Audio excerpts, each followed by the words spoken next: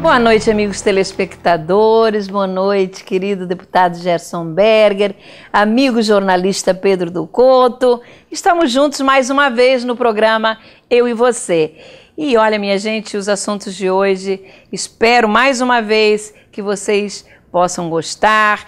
O nosso deputado vai contar a sua historinha famosa, mas nós vamos falar aí sobre o nosso prefeito Eduardo Paes, que anda desfilando pela cidade, dirigindo um táxi, a presidente Dilma lá em Brasília, na sua bicicleta, dando as suas pedaladas. E como sempre acontece, claro, nós vamos ouvir nosso povo dizendo o que ele realmente pensa. Vamos falar também na questão do Lava Jato, que agora parece envolve aí o nosso ex-presidente Lula e também a presidente Dilma.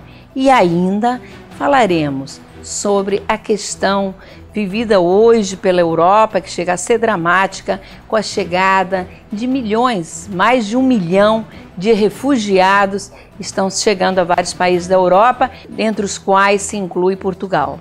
Mas, minha gente, antes de entrar nos assuntos anunciados, eu não poderia deixar de expressar no programa a grande satisfação e alegria que eu senti na última segunda-feira ao homenagear com um conjunto de medalhas Pedro Ernesto, o diretor técnico do Centro Municipal de Saúde Fernando Antônio Braga Lopes, o nosso querido Pablo Melo Rodrigues Guedes. É um jovem de 29 anos que está fazendo um trabalho brilhantíssimo nesta unidade de saúde municipal localizada no Caju.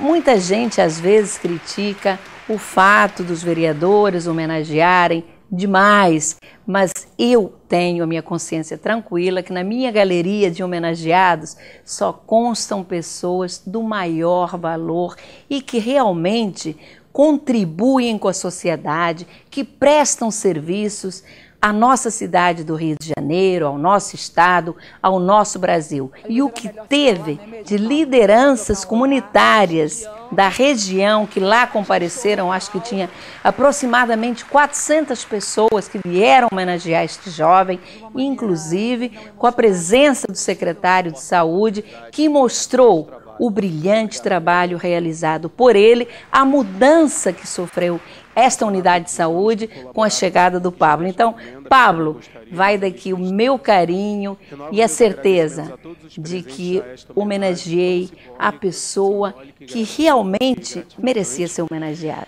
Deixe uma mensagem final como reflexão. Conhecimento é poder, faça do seu saber a diferença. Você pode. Muito obrigado a todos os queridos presentes.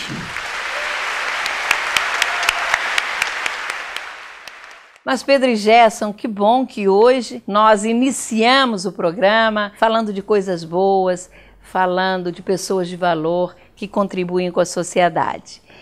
E agora vamos passar para outro assunto, obviamente. Minha gente, eu gostaria de dizer o seguinte, parece que a moda pegou de vez. Primeiro foi a presidente Dilma andando de bicicleta em Brasília e, segundo a imprensa, cometendo infrações gravíssimas, como, por exemplo, cruzar uma faixa contínua da via Palácio Planalto.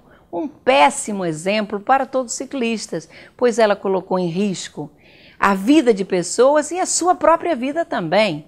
Uma irresponsabilidade de alguém que, ao que tudo indica, quer apenas aparecer. Mas eu diria que mais grave, ou mais curioso ainda, é que o prefeito Eduardo Paes também, querendo aparecer, eu não tenho dúvida, saiu pela cidade dirigindo um táxi com o pretexto de que queria ouvir a opinião da população a respeito da sua gestão e também ter mais contato com o povo. Ora, prefeito, pelo amor de Deus, com quantas pessoas o senhor conversa dentro de um táxi fechado? Porque eu tenho certeza, não é possível, com a agenda que você tem, você não pode ficar o dia inteiro dirigindo um táxi.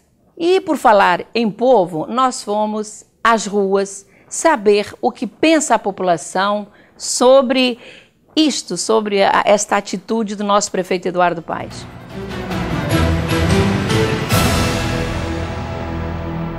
Tem pessoas que pensam pensam mal sobre a pessoa, sobre o suposto motorista. Então, acho legal ele sair nas ruas e saber a opinião das pessoas. Ele mesmo saber da população o que acha do governo dele, eu acho muito válido. Desde que ele estiver disfarçado para não saber que é ele ficar indagando sobre o prefeito, eu acho que era válido. De cara limpa, nego vai ver que ele se acha que vai falar mal. Pô, isso é no mínimo contraditório tendo o prefeito ali se ele não tem essa carteira, né? Eu acho que a gente vai ter que avaliar isso, ir atrás, ver se ele tem ou não a carteira. E nem sabia que o taxista tem que ter uma carteira diferenciada. Aí não tem que dirigir. A lei é para todos. Não é por ele ser prefeito que ele pode sair, né? Vamos com calma. Quer cobrar tanta legalidade da população, enfim, ele mesmo tá ilegal. Querer aparecer no táxi para pedir opinião. Aí ele vai cuidar dos pobrezinhos que tá precisando de casa para moradia, para sair lá do morro. É isso que ele tem que fazer. Tá aí, minha gente, o nosso povo dando a sua opinião, alguns contra, outros a favor, mas eu entendo que o prefeito Eduardo Paes foi muito pouco responsável e deu um mau exemplo. Primeiro porque deveria mostrar a sua habilitação para dirigir táxi, que possivelmente não tem. Segundo, porque ele não é credenciado ou até mesmo auxiliar de táxi. Muito triste que o prefeito da cidade não cumpra as leis que o seu próprio governo estabelece. Você não acha, Gerson? E logo depois vamos ouvir o nosso Pedro do Couto. Tereza, essas atitudes de nossos governantes de querer chamar a atenção com coisas ridículas, eu me recuso a comentar, porque não chamam atenção com coisas e ações de interesse do cidadão. O país vive uma crise moral e econômica séria e fica uma presidente da República e um prefeito parecendo que querem brincar com os problemas que vive o cidadão brasileiro. Tenha paciência, aguentar isso tudo. Você não acha, Pedro? Isso é o cúmulo, é o mato para suportar. O Gerson tem razão, é preciso paciência para suportar essas coisas e que não adiantam nada. Porque o que o povo espera são atitudes concretas dos governantes. Não é fantasia, não é marketing, não é embromação. É preciso que os governantes vão ao encontro da opinião pública, das comunidades, dos problemas que ele enfrenta, são muitos e muito graves. Essas coisas aqui divertem, mas não adiantam nada, entristecem em vez de fazer sorrir. Olha, Gerson e Pedro, eu acho que o que o prefeito Eduardo Paes quis mesmo foi aparecer que nem um galã, dirigindo um táxi, mostrar a sua juventude e o seu vigor. Ô, Gerson, você que sempre traz para nós uma historinha, falando de coisas do nosso dia a dia, será que você tinha uma história para hoje que pudesse falar do comportamento das pessoas, na maioria das vezes, muito preocupadas com a beleza do outro? Tereza, eu não sei se essa história que vou contar se encaixa exatamente na questão do Eduardo Paes, mas é uma história muito interessante. Ela fala de aparências. Vamos a ela. Um homem vai ao teólogo se queixar de ter uma esposa que é feia. O teólogo responde: muito bem, ela é feia, mas me diga uma coisa, quando estiveres trabalhando, olharás para ela? Não. Quando estiveres comendo, olharás para ela?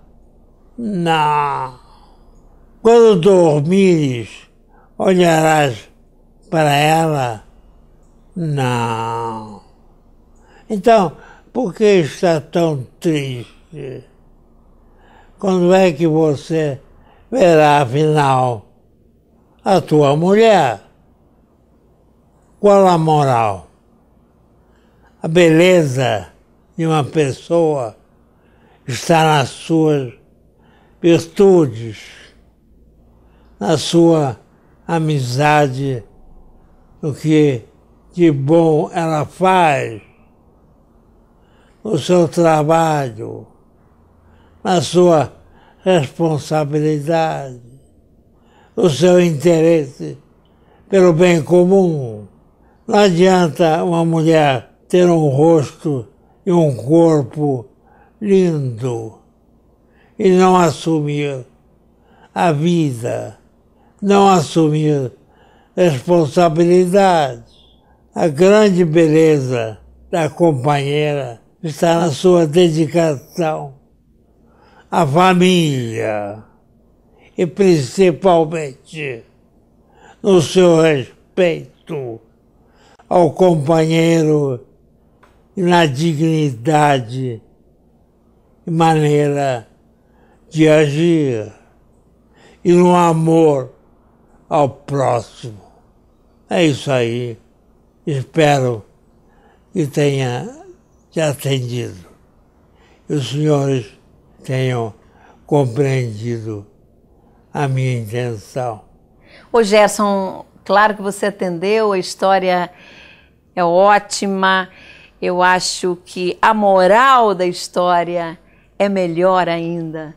Você definiu o que é realmente beleza.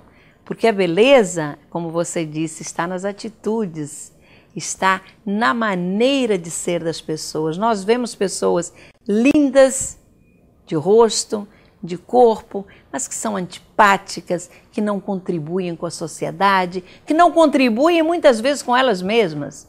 Então, essas pessoas não são bonitas.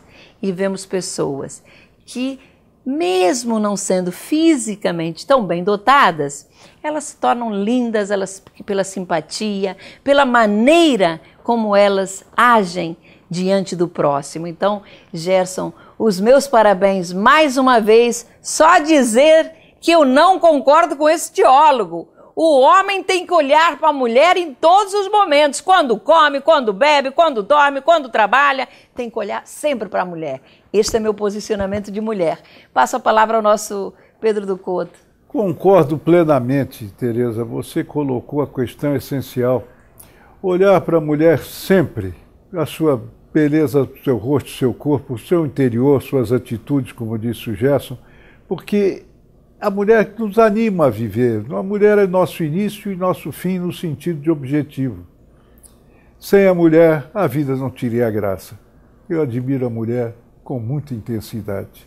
Parabéns pela colocação. Eu também acho isso. Muito bem, Pedro. Bom, eu só quero acrescentar o seguinte. Ainda bem, Gerson, que você não tem nada a ver com esse homem que procurou o teólogo. Você olha para mim o tempo todo. E ai de você que não olhasse. Eu ia deixar você de castigo.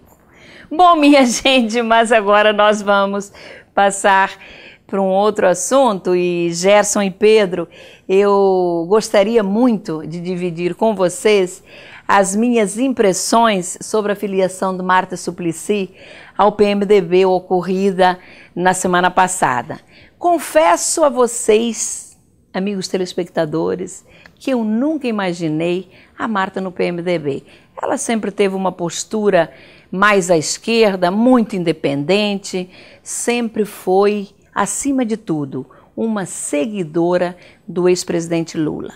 Eu me lembro que quando Lula assumiu o seu mandato, o primeiro mandato em 2003, a Marta chegava a competir em presença com a mulher do Lula, a dona Marisa. Marta agora, na festa de sua filiação ao PMDB, exagerou. exagerou sim nos elogios ao partido, ao PMDB. Saiu atirando no governo e se esquece que o PMDB sempre participou desse governo. O fato é que ela mamou o tempo todo nas tetas, o quanto pôde, e agora, por pura conveniência, deixa o PT e vai para o PMDB com o objetivo único de ser a candidata do partido à Prefeitura de São Paulo. Tive a nítida impressão que a senadora conta com uma possível governança do PMDB que estaria muito próxima, especialmente quando, num dos seus afagos, também exagerados, ao vice-presidente da República, Michel Temer, ela diz que ele vai reunificar e acabar com a corrupção no país, sugerindo assim a queda da presidente Dilma, claro. Eu gostaria de ouvir vocês dois, Gerson e Pedro, sobre esta entrada da Marta Suplicy no PMDB. Tereza, primeiro que o pudor político, infelizmente, não existe mais na política. Prevaleceu apenas o interesse pessoal de Marta Suplicy, seu projeto de voltar a ser prefeita de São Paulo, direito seu. O que não fica bem são as justificativas de escolha do PMDB. Apelar, dizendo que está entrando no partido de Ulisses Guimarães, responsável pela democratização do país, é piada. Doutor Ulisses, se pudesse, já teria levantado do túmulo e voltado. Com certeza diria: pare, vocês desfiguraram o meu PMDB. E ponto final. É isso mesmo. Substituíram o espírito de luta pela democracia, pela ética, pela moral, pelo fisiologismo de troca de cargos, ministérios que recebe para votar a favor do governo e cada vez exigindo mais. Esse é o retrato do PMDB de hoje, desmoralizante para a história do partido tão importante no processo político brasileiro. Quanto à senadora Marta Suplicy, realmente as críticas feitas a ela são procedentes, tanto por parte da Tereza quanto por parte do Gerson. Agora, o reflexo político é grande, porque ela sabe que o Fernando Haddad, o atual prefeito de São Paulo, que é do PT, está numa crise de desgaste enorme, não deve se reeleger em outubro do ano que vem. Ela é candidata, disputa com relativa chance. Mas ainda há um aspecto reflexivo ainda maior. Ela divide o PT em São Paulo, e isso influi muito nas eleições presidenciais de 2018. Ela tira uma fração do PT, que é o maior colégio eleitoral do país. Bom, minha gente, Gerson e Pedro, mas nós ainda vamos continuar falando da política nacional. E a Polícia Federal agora pediu ao Procurador-Geral da União, o Rodrigo Janot, autorização para ouvir o ex-presidente Lula. Janot autorizou com a ressalva de que seria como testemunha e não como investigado, como queria a Polícia Federal, que alegou que Lula pode ter sido beneficiado no esquema de corrupção da Petrobras. Também o PSTB pediu ao Supremo Tribunal Federal que autorize a Polícia Federal a investigar a presidente Dilma, quando, mais uma vez, também vai caber ao Rodrigo Janot decidir se Dilma vai ou não ser alvo dessas apurações. A Polícia Federal parece que apreendeu e-mails na sede da Odebrecht em São Paulo, que mostram a influência da empreiteira junto ao Palácio do Planalto durante os governos Lula e de Dilma Rousseff. Esses documentos mostrariam que Gilberto Carvalho, à época chefe de gabinete de Lula, era um dos elos de ligação entre a presidência e a Odebrecht. Gerson e Pedro, que promiscuidade se tudo isso for comprovado. E a presidente Dilma vai ou não ser investigada, na opinião de vocês dois? Tereza, se depender do Janot, acho que não. É evidente que se no governo Dilma houve as mesmas práticas e condições do governo Lula com a empreiteira Odebrecht, ela também deveria ser responsabilizada. Acontece que, segundo o artigo 86 da Constituição, o presidente da República não pode ser responsabilizado na vigência do seu mandato por atos estranhos ao exercício de suas funções.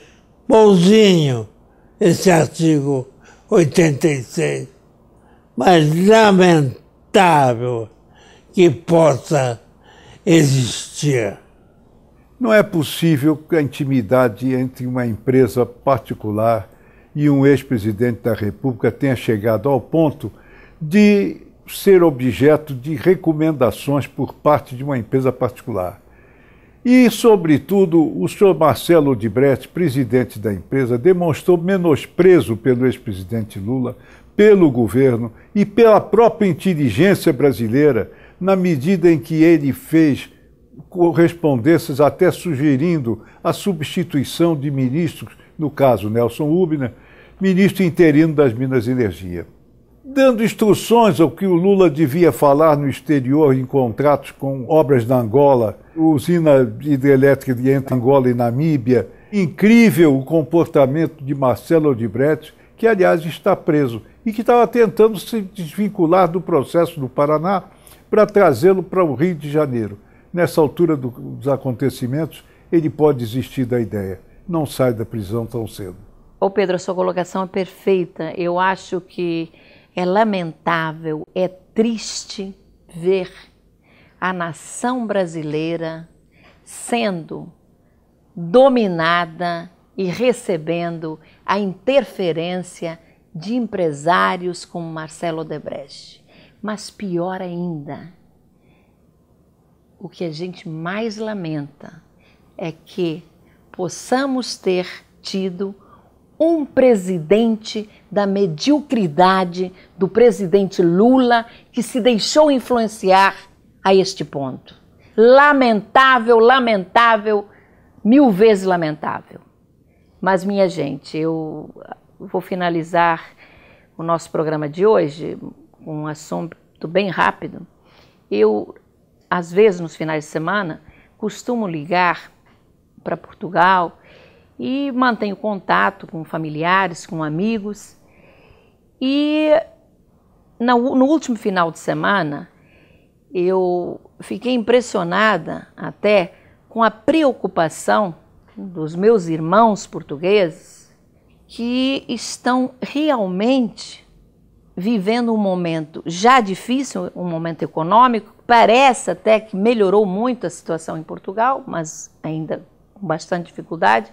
Mas o grande problema deles hoje e preocupação é a onda migratória de islâmicos que assola a Europa. Pobres que fogem da guerra e da fome, principalmente vindos da Síria, onde a guerra civil parece que já matou mais de 1 milhão de pessoas. Esses meus amigos e familiares portugueses me relataram que Portugal deverá receber 4.500 islâmicos em cumprimento a um acordo firmado na ONU com países europeus. Observei nas suas falas, como já disse, uma preocupação que também já foi manifestada pelo Papa Francisco recentemente em relação a toda a Europa, quanto ao risco de infiltração de terroristas junto aos refugiados que chegarão. Referindo-se com isto à possibilidade do Estado Islâmico, que já matou milhares de cristãos e outras minorias no Oriente Médio, possa lançar ataques na Europa, o que poderia, claro, incluir Portugal. O assunto é sério e as autoridades e as forças de segurança portuguesas devem estar atentas a esta questão. Claro, sem alarmismos, mas com a responsabilidade que esta situação exige. O que nós desejamos aqui do programa, nós três, é que haja muita paz e muita solidariedade entre os homens, que infelizmente é isso que está faltando. Bom, Gerson e Pedro, o nosso tempo acabou. Eu agradeço mais uma vez a participação dos dois, como sempre, brilhante, a sua historinha. Na próxima semana, Gerson, eu vou ler algumas mensagens enviadas a você sobre a sua historinha. A você, amigo telespectador, o nosso carinho, o nosso agradecimento muito especial por ficar conosco até esta hora da noite. Que você tenha um descanso maravilhoso, uma ótima semana. E eu tenho certeza que vou poder contar com a audiência de você no próximo sábado, às 11h30 aqui na CNT. Até lá!